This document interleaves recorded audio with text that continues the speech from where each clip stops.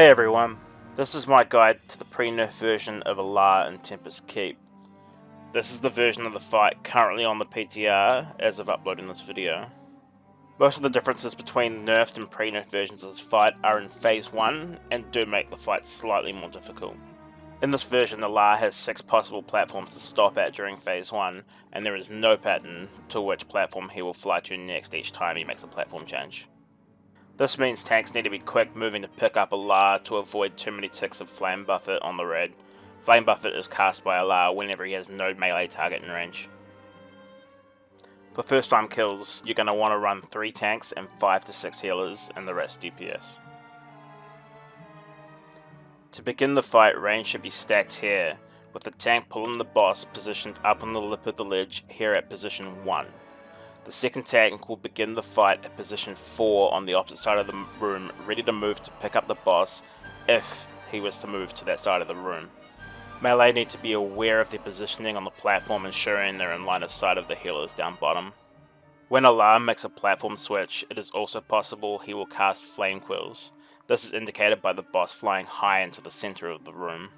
When this happens, all players on the ledges must quickly drop down to avoid being one-shot. You must also be off the ramps during this. After dropping down, the 2 tanks need to quickly move back up into position at the top of the ramps ready to pick up the boss again. The last mechanic of Phase 1 is spawning of small Phoenix adds. These Phoenixes spawn when the boss casts Flame Quills or if he flies across the room.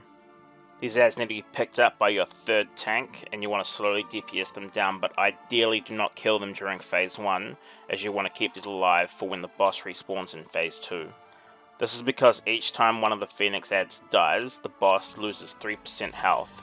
These adds also explode on death, doing a large amount of damage and knocking everyone around them a great distance away. So when these are going to die, you need to make sure you're not near them, and the tank currently tanking them needs to be positioned where he will be knocked back into a wall. Once Alar reaches 0% in Phase 1, Phase 2 will begin.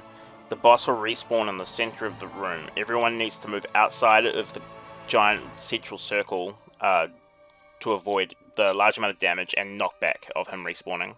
Once Alar is spawned, a tank should move in quickly to pick him up to prevent Alar casting Flame Buffet, which he will still do if he has no melee target in range during this phase. During this phase, the boss will also apply a debuff to the tank called Melt Armor. The moment this is applied to one tank, the other tank must taunt ASAP. After the first application, it will be cast roughly every 60 seconds. The 2 tanks will just taunt swap as this is applied. Alar will also spawn random circles of fire under players' feet during this phase. You need to move out of these as quickly as you can. The other mechanic the boss does during this phase is Dive Bomb. Periodically the boss will fly up into the air and drop down on a target as a meteor, dealing about 130,000 damage split between all the targets it hits. Whenever Dive Bomb happens, everyone should stack out quickly. Once the boss hits the ground, everyone should move quickly as a group to avoid the AoE and knockback of the boss spawning. Every dive bomb will also spawn new Phoenix adds that need to be picked up by the 3rd tank. Healers need to be careful here, as you'll be healing damage from the dive bomb as these adds spawn, so there's a higher risk of you pulling threat on them. How you deal with these adds is up to you. They deal about 1k damage per melee hit, so it's feasible to just have your 3rd tank collect them up and just tank them for the duration of the fight. Which is what we did in the kill on here from the PTR. Of course, you can also kill them, but everyone needs to be aware of the knockback and damage when they die, and not to let multiple die at once, as they still do the 3% damage to the boss each time one dies. I hope this video was helpful. This is my guide to Alar in the Tempest Keep. If you like this guide, remember to sub and like for more TBC guides and content in the future. Cheers.